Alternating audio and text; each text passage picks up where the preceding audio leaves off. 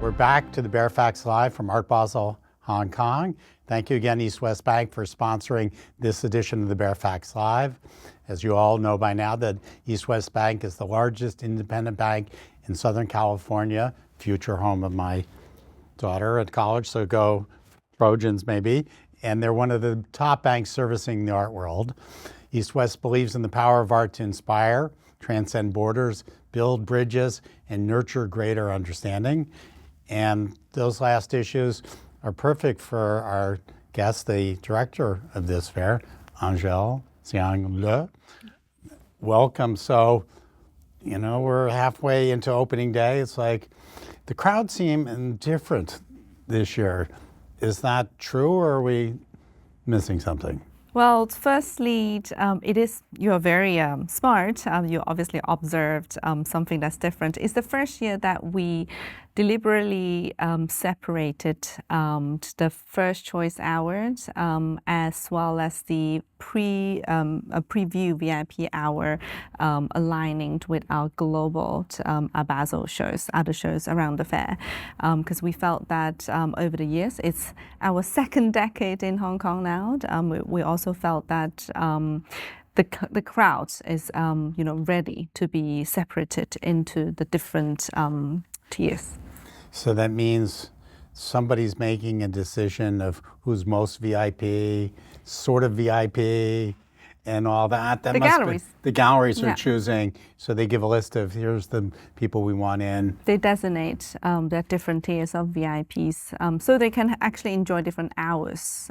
So the first few hours will not be cram-packed, which could be in the past and small issues because, in the past we can't really, Asia is still so new, in the first decade when it comes to like contemporary art fairs. So we wanted to soft launch into, the second decade with this VIP segmentation. Now, were you sort of like maneuvering people to go to the younger galleries first? It felt like that was kind of like, go this way. I think also it's what the collectors are interested in. Obviously in Asia we have a lot more the new generations of collectors. Obviously they're not necessarily young, but majority of them are very young. Some of them are in their early 20s. Actually, a lot of them are in their 20s, and they're very much drawn into, different mediums, the emergent artists. So yeah, I think discoveries is definitely one of our most popular sector.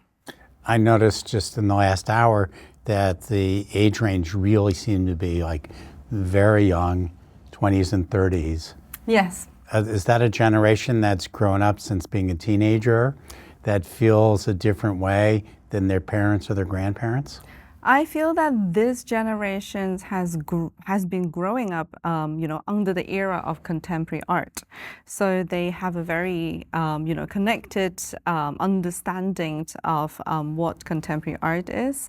And when it comes to, they're also very savvy with investment.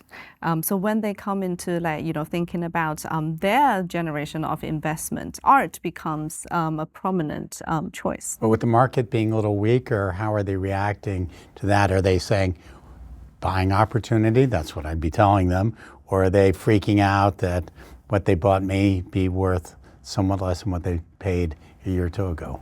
I was actually talking about, what people buy in Asia with another collector.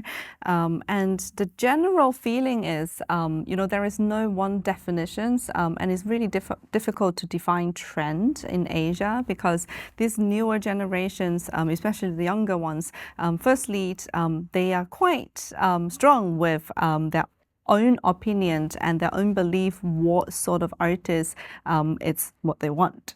They don't just generally follow the big names, for example. So they buy from Western Asians, either mid-career or the big names, as well as around their own community. So really depends on what group of buyers, collectors you're talking about. So are they less involved with, wow, that's David Zwirner, and as open to a gallery that maybe many of us haven't heard of? A little bit more open? Yeah, there are a lot of new galleries popping up in the region as well. You know, like this year we have some of the galleries joining our discovery sectors. It's also fairly new, like Mangrove from Shenzhen. You know, like I think it's we only have. I know some people bought some pretty good art from there recently. Yes. So yeah, like oh right. So Did she pay you Mangrove- to like? Oh no, she No? didn't. Yes. But Mangrove is a young gallery coming from Shenzhen. It's our second galleries from Shenzhen participating in the fair. And these galleries, they were previously collectors. So they have a very distinctive kind of like tastes and their own belief, you know, what is leading the market. Do you have many discussions with the galleries? What to bring, what price point? I mean, I know there's a selection committee that goes through that, but do they come to you and it's like, what is it that resonates? And The selection committee, during the selection process, obviously we don't focus on the price point. We focus on firstly the caliber of the works and the galleries. But in terms of galleries asking us what to bring, yes, sometimes they come to us to ask for advice. My advice in general is always the Asian art collectors are getting more and more sophisticated. So don't just bring your inventory. You gotta bring the top yes, notch. I think at the beginning, the Western galleries are like, they won't know that that was at auction for half the price a month ago, or that it's been at 5 art fairs, and that was a mistake. Yeah, absolutely. They're very smart now, especially the younger ones. You thought they're so new in the market, but they have done their homework. Well, my observation is they've learned the right questions. And now, do you feel the art fair gets too much of the credit and too much of the blame for what goes well and what doesn't? We are a platform at the end of the day, so there is, there are different directions. There are so many things happening on the, on the VIP days, especially that some are leading the trends, some are obviously a bit more quiet. So we just try to facilitate and we connect as much as we can. But I think it's wrong to put the success or failure on the fair. I mean, yes, you have to provide the audience, and you have to get money in the room. That's largely up to you, right? Well, we are known to bring the right audience into our fair. But you're right, a lot of the galleries in the very beginning of Art Basel Hong Kong, they just come to Asia with no clue about who's here, how do the Asians do business. But I think the galleries over the years, they learn as well. They spend time outside. You think it's a matter of coming year after year after year? Do people want to develop relationships? I think doing business in Asia, a lot of them is about how much face times and in-person connection that you make in this region. I did notice, without naming names, some of the big name gallerists with their name on the door weren't here this year. Did you notice some of that? You mean the owners, the gallery owners? Actually, some of the owners, they come back for the very first time after COVID. Because I think that matters. Yeah. More in Asia absolutely. to meet the person. Yes. And I think my advice would be to them, you have to be there. Yeah, and maybe absolutely. not just on opening day. Yeah, stay throughout. There are some, very respectfully, there are some very key members of the blue chip gallery owners. They do stay until the end. And we were talking about, it's like art fairs nowadays, especially true in Asia. The collectors come back until the very last day, and you gotta be here. They used to really bargain hard. And I thought they learned a little bit. Subtle. To be a little bit that half price is not going to work. Even on even as they're packing the crate. Right. But I think the learning curve has been pretty sharp. Is there any sort of artistic theme that you feel this year is different than previous years as you walk through and seeing the art that people brought? Is there a different? There are two more, probably three kind of observations that I made. First is in Hong Kong, we always attract quite a lot of textile art. I think the galleries also noticed that textile art resonate with people from Hong Kong because the city has a long history associating with textile businesses. Secondly, a lot more historical materials from Asia, especially. For example, Shile Jing from PTT, some very young galleries bringing historical works as well, and we also have some Western galleries bringing Asian historical works. For example, Gallery Vazud and a new gallery from LA. I'm sure you are familiar with Nonaka Hill. And the third is I think the mediums is more diverse, definitely. In the past few years, it is for sure you saw more kind of paintings and works that is easier to be acquired. But this year's is definitely a more wild. We have our encounter sector with 16 works, which is a lot more than what we usually would take, and 11 of them are actually brand new, like created specifically for this fair. So yeah, you do see a wide range of mediums, some digital arts coming back as well. Yeah, it's fun. What would you say in your crystal ball a year from now, what's going to be the case here? This year is definitely a indication for the future. For us as well, we call it, it's our 11th edition, but we also call it the first edition of the second decade. I think, first of all, people will make the relationships. The Western galleries also learn that, it's their first time coming back after COVID, and they have to maintain that relationships. And what they will learn for sure from this show is collectors really care about what tiers of quality of works that you're bringing to Asia. They take it very seriously, and this is what they feel is a respect for them as well. Now, when we were in Miami and Lauren Toshin was on our show, she said something interesting. She said in 20 years, Art Basel Miami Beach will be the entire building. It'll be 4 times the size. Can you think, and for me it's interesting because it means, and I believe that we're going to have much broadening of the collector base. It could be 10 times the number of people collect. Right now there aren't that many collectors. I mean, the buildings.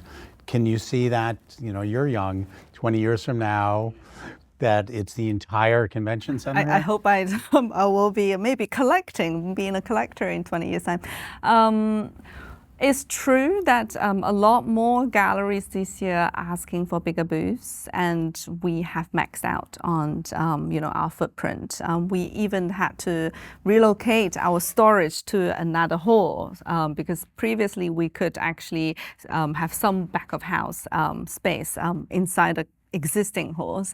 So I think the demand is definitely there, but this year, being the first year returning to full-scale show, we don't want to, unnecessarily expanding too quickly, too big. So we kept at the pre-pandemic scale.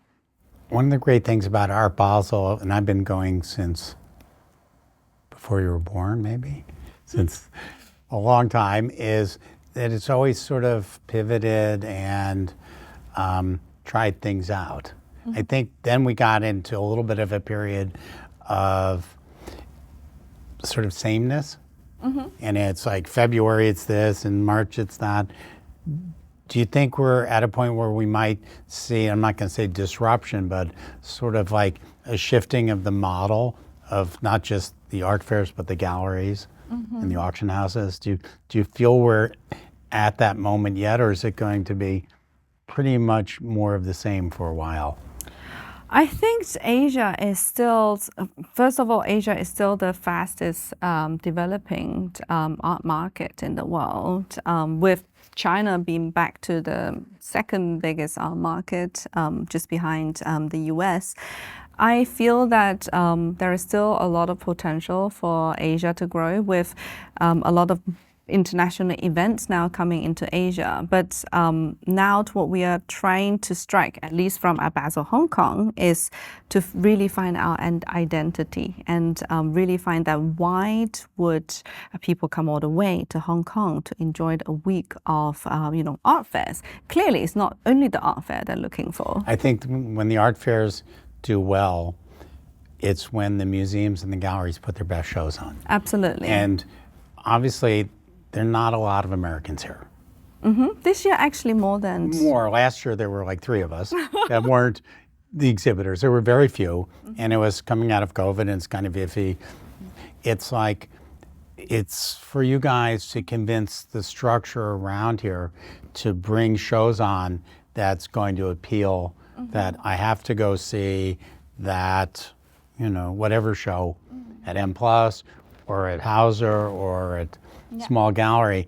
How actively can you push them to say, March, this week, that should be your strongest schedule of the year?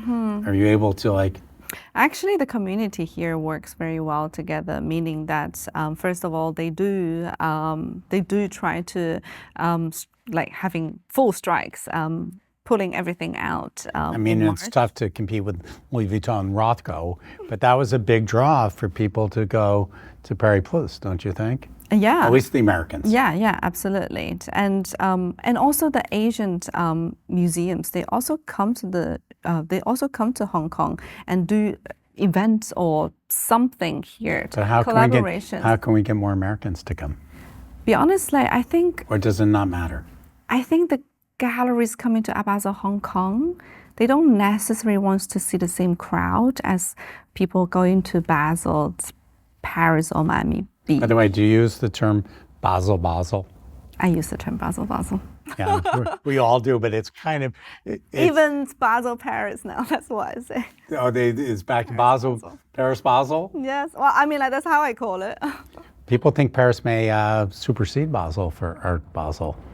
It's very different. The venue is very different. The city is very different. We haven't seen the new venue quite yet. I haven't seen it myself. Some people saw the construction site. But, I mean, the venue is very different.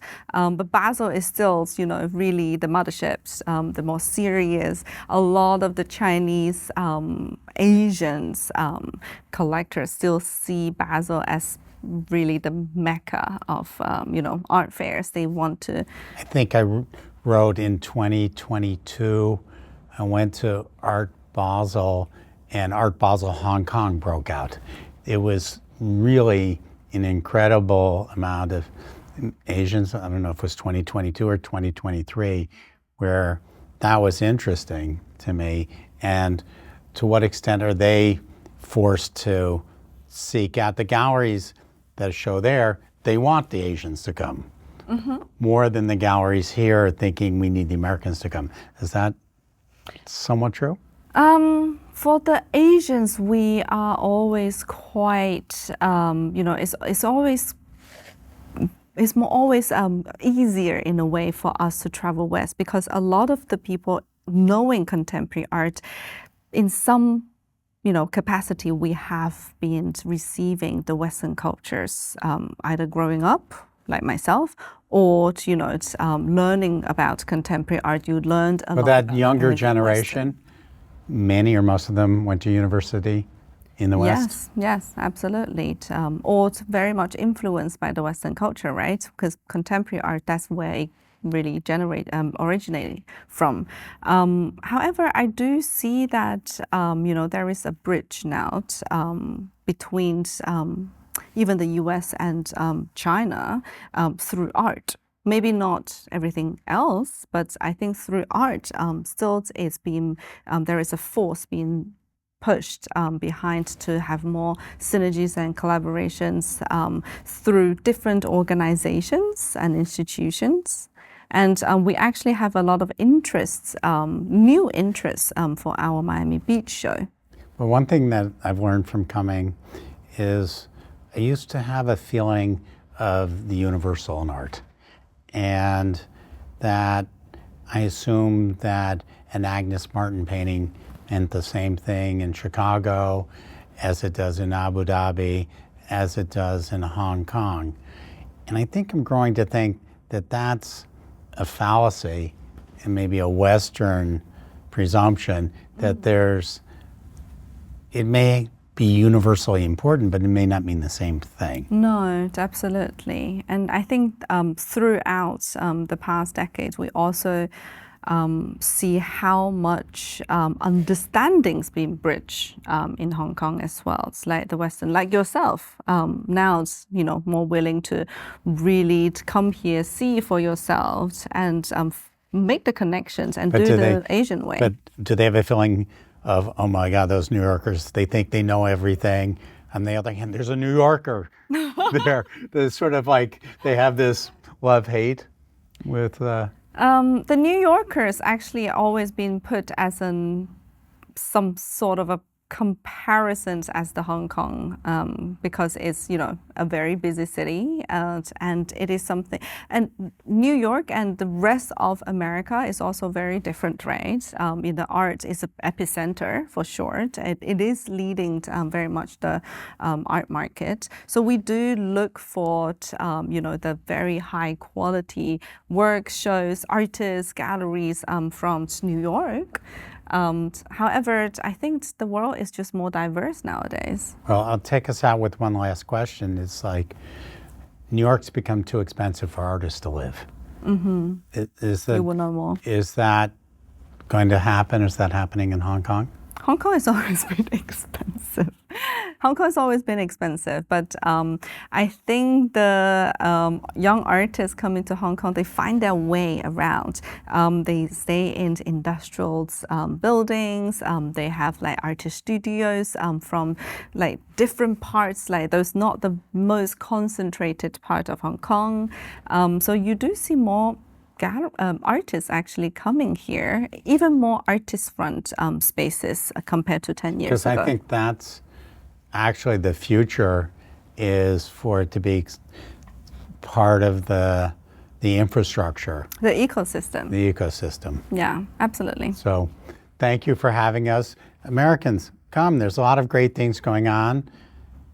The food's great.